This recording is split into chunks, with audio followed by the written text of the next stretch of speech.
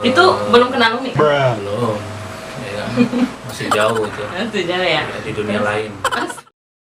Bismillahirrahmanirrahim. Assalamualaikum warahmatullahi wabarakatuh. Hai teman-teman semua, apa kabar semua? Sudah kenal belum dengan seseorang yang di samping Umi yang ganteng ini? Jadi alhamdulillah hari ini kita kedatangan tamu di vlog share pengalaman ini. Kita kasih konten ini judulnya apa tuh, gimana caranya Buya dulu kan keluar negeri kan, alumni luar negeri kan, ke Mesir. Terus bagaimana survive, bagaimana bertahan hidup di Mesir selama 5 tahunan. Terus after graduate, setelah lulus, Buya tuh ngapain gitu. Jadi kayak sharing aja sih, panas nih gitu. Jadi kita beri kesempatan, kenalan dulu dong, Buya kenalan dulu. Gimana? Kenalan dulu. Nama panjang kan titelnya kan, Haji Bagus. Oh, nggak perlu. Nggak perlu ya? Iya. Nggak perlu ya? Haji Bagus Setiawan LCME. Belum, dokternya belum. Doain ya teman-teman, insyaallah nanti dokter. Kenalin dulu. Apanya? Ya gitu. Ya, anak 3, ini harus diperkenalkan, ini istrinya gitu. Udah tahu semuanya. Ya, tahu lah, nanti ada siapa-siapa gitu. Nggak boleh, pelakor. Berbagi pengalaman tentang suara Buya harus besar. ya. Berbagi pengalaman gimana dulu Buya ke Mesir. Oh, dulu sih waktu masih kecil sih agak bandel. Oh, Buya bandel. Iya. Jadi ketika SD itu, Kecilnya suara Buya besar. ketika SD itu sering nggak masuk sekolah. Astagfirullahaladzim. Ya Allah, Terus saya jangan dengar ya. nakal gitu kan. Astagfirullah. Tapi ternyata di balik semua itu Allah menunjukkan takdir yang berbeda. Jen. Disuruh masuk pondok. Masuk ke pondok. Pondok mana? Pondok mana? Pondok Arisalah Ponorogo, Ponorogo, Jawa Timur. Jawa Timur, pimpinan Kiai Haji Maksum Yusuf. Bahkan anak sulungnya sama-sama dengan Anda berangkat ke Mesir, Kairo. Azhar ya? Azhar. Gitu. Namanya Azhar. Azhar. Kalau saya sih angkatan 2004, terus mengabdi 1 tahun, ya, sembari kuliah di Jogja. Ketemu dengan anaknya Kiai Maksum yang nomor 1, Muhammad Azharullah. Jadi Itu belum kenal Umi kan? belum, ya, masih jauh itu. Itu jauh ya? Ya, di dunia lain.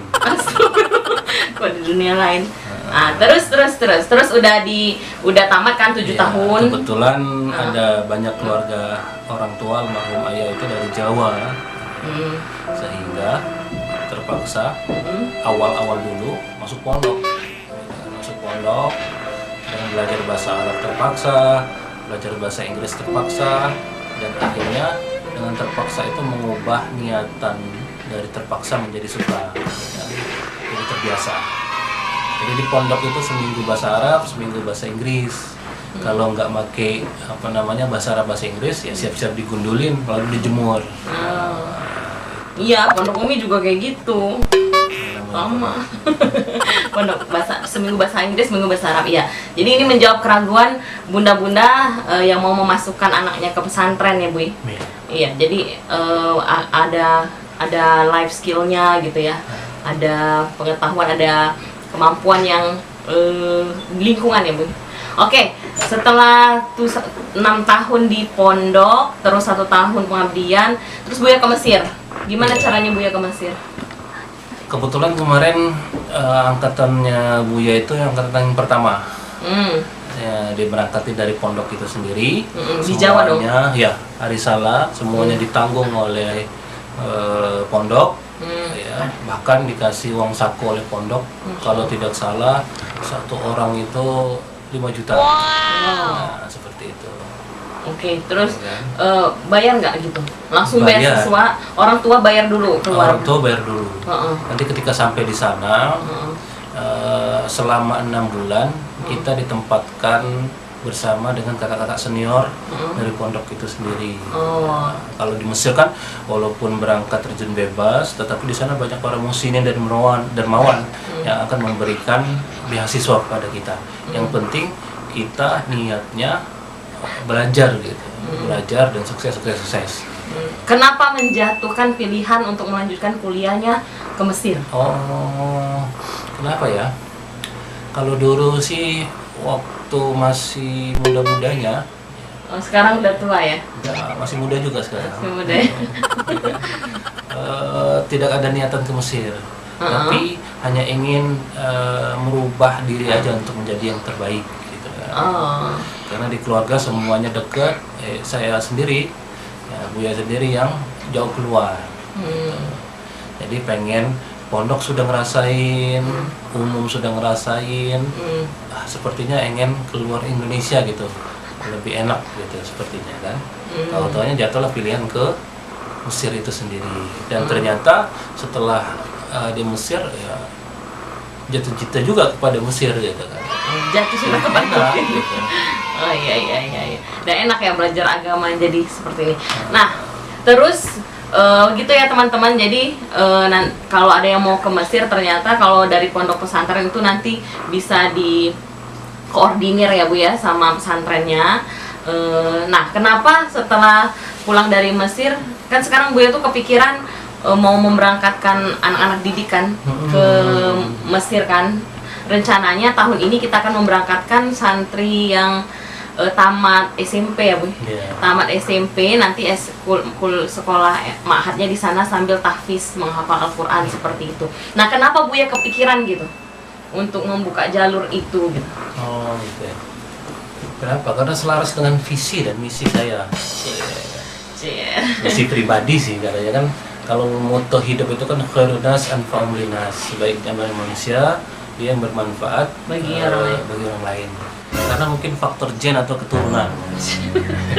Orang tua, almarhum ibu atau bapak, almarhum ibu dan bapak itu kalau di lingkungan sekitarnya biasa dikenal dengan RT, Pak RT abadi. Iya si yang itu RT abadi teman-teman. Jadi kalau cari nama Pak Suprihadi, jadi mertuanya kecipratan kepada anak-anaknya, mulai dari ketika di kuliah, saya juga sering membantu teman-teman.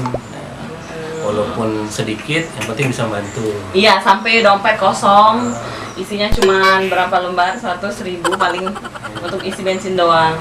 Gitu kan. Jadi ketika pulang ke sini,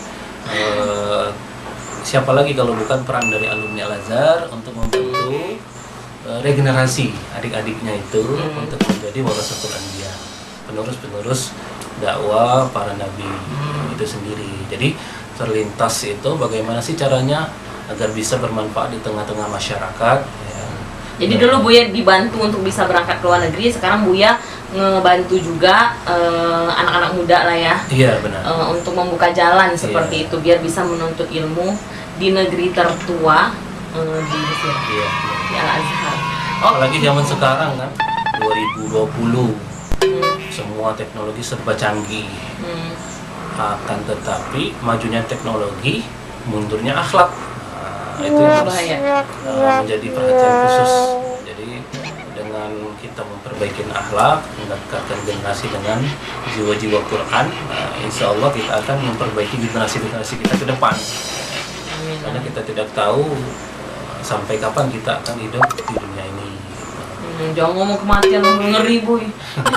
Ya. Baik, yang kedua pertanyaannya, how to survive? Bagaimana Bu bertahan hidup gitu di sana? Oh, di situ. Di Mesir. Di Mesir itu bertahan hidupnya. Ya. Kok kan Bu sampai haji 2 kali itu gimana ceritanya? Ya dulu karena sering membantu, banyak teman, jadi mencoba untuk buka usaha sendiri. Ya kan? Usaha rumah makan. Belajar mandiri. Terus kuliah tuh? Terus kuliah.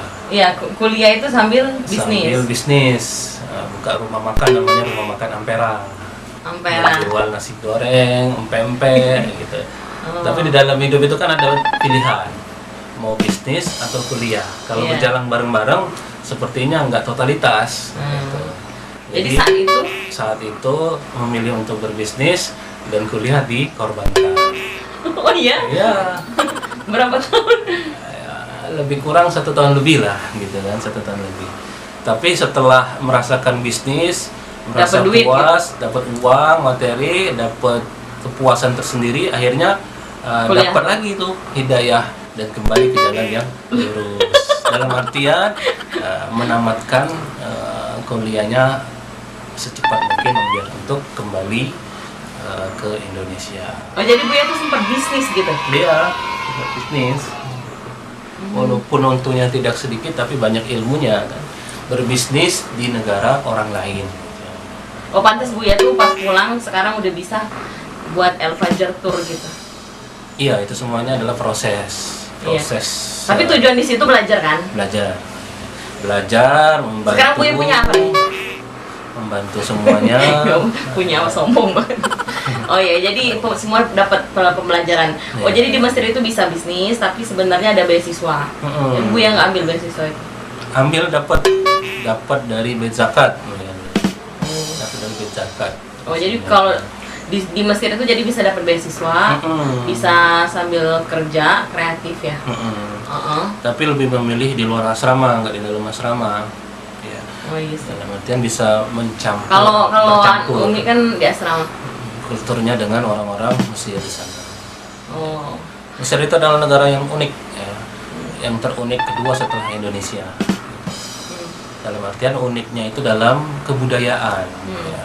Pemikirannya orang-orang pintar banyak sekali di Mesir, ilmu-ilmunya banyak.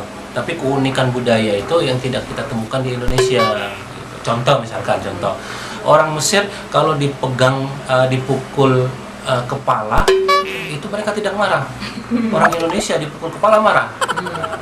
Justru orang Mesir itu dipukul lebih marah ketimbang dipukul kepala. Kalau Indonesia dipukul pantatnya tidak apa-apa, dipukul kepala marah, gitu kan. Itu perbedaan yang sedikit mencolok, ya kan, di dalam kebudayaannya. Seru ya di situ ya. Oke. Karena Buya sudah menjadi alumni Al Azhar nih, udah belajar, udah Fakultas Syariah kan dulu ya? Syariah wal Qunun. Fakultas Syariah wal Qunun. Emang kalau di Cowok apa Syariah wal Qunun? Iya, ada Fakultas Syariah wal Qunun sama Syariah Islamiyah. Syariah wal Qunun itu seperti hukum pidana, perdata gitu. Syariah Islamiyah ya hukum yang umum itu Syariah Islamiyah.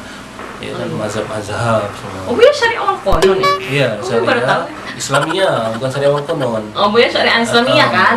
Iya, Buya tahunya Syariah Islamiyah.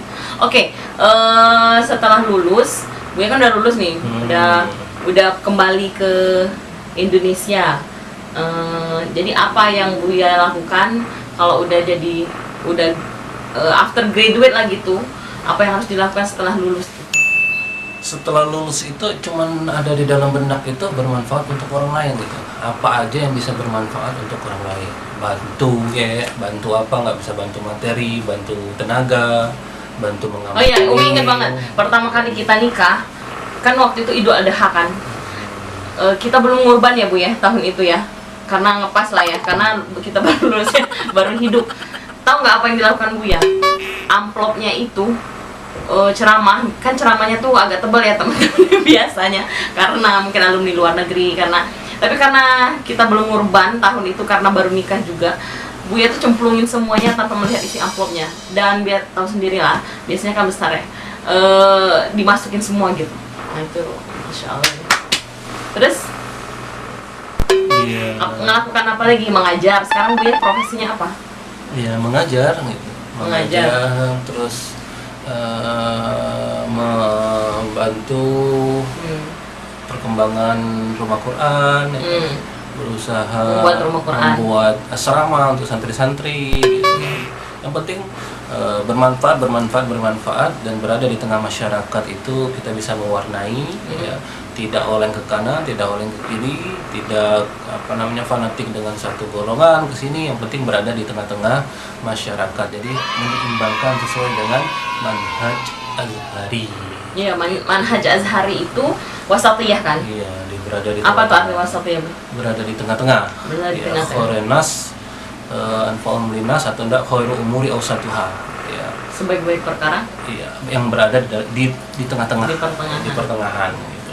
Oh, jadi intinya kalaupun walaupun belajar agama bisa jadi pengusaha muslim, bisa jadi tanpa menghilangkan dasar-dasar dari agama kita. Dan juga tanpa menghilangkan dasar-dasar dari hati nurani kita. Ada yang seorang pengusaha, jadi pengusaha, sudah kenal banyak materi, tahu-tahu hilang hati nuraninya, agamanya hilang, halal haram hantam. Seperti itu. Ya, jadi justru sekarang alumni-alumni yang hari ini adalah mengambil peran di tengah-tengah masyarakat, sehingga dapat berada di tengah-tengah masyarakat, diterima semuanya. Tidak mengatakan, oh Ustadz itu bla bla bla, oh Ustadz itu partai ini, oh Ustadz itu Muhammadiyah, oh Ustadz itu NU dan lain sebagainya. Tapi Ustadz itu berada di tengah-tengah masyarakat. Oke. Pertanyaan terakhir nih. Kan kalau di Jawa kan udah banyak ya alumni Al-Azhar, alumni Mesir. Kalau di Palembang kan belum kan. Jadi Buya ingin menyampaikan apa nih kepada bunda-bundanya, orang-orang Palembang terutama yang mungkin takut gitu ke Mesir gitu, takut menyekolahkan anak luar negeri, takut gimana gitu, nanti ada apa-apanya. Nah, pesan Buya apa tuh? Kalau pesan yang sudah saya alami di dalam diri ini kepada ayah dan bunda, khususnya jemaah-jemaah Al-Fajar, ya, dan khususnya yang menonton ini, ya, jangan merasa ragu untuk menginvestasikan akhirat Anda dengan banyak menabung melalui generasi kita, anak-anak kita. Seperti itu. Karena anak-anak ini adalah tabungan akhirat kita. Apakah kita akan menggapai surga atau neraka? Kalau misalkan kita mengarahkan anak-anak kita, misalkan dengan ilmu-ilmu agama, ya, dan juga ilmu-ilmu yang benar-benar menggarisbawahi agama Islam itu sendiri, insya Allah itu adalah tabungan kita di akhirat nanti. Daripada itu jangan ragu, mau belajar agama Islam, mau belajar bahasa Arab, pinter bahasa Arab, nggak apa-apa. Mau belajar atau pinter bahasa Inggris, bahasa Prancis, yang terpenting dasar dari agamanya itu harus ada, sehingga dia tahu mana jalan yang benar, mana jalan yang salah, bagaimana cara dia memperlakukan kedua orang tuanya atau berbakti kepada kedua orang tuanya, sehingga sama-sama beranggapan atau bersama-sama bercita-cita untuk masuk ke dalam surga secara berjamaah. Oke deh, itu aja ya. Apalagi kalau misalkan mau didaftarkan ke Al-Fajar begitu kan, bisa belajar Al-Quran dan yang terpenting akhlakul karimah. Doanya semoga asramanya bisa selesai dan untuk santri-santri menghafal Al-Quran dan juga mendidik akhlakul karimah di tengah-tengah masyarakat. Amin. Masya Allah, mohon doanya teman-teman. Oke, terima kasih teman-teman. Semoga bermanfaat cerita Umi dan Buya. Mungkin ada yang ingin ditanyakan. Salam kenal bagi yang baru kenal, yang baru mampir di channel kita. Jika dirasa bermanfaat, boleh like, share, and subscribe. Terima kasih teman-teman. Assalamualaikum warahmatullahi wabarakatuh.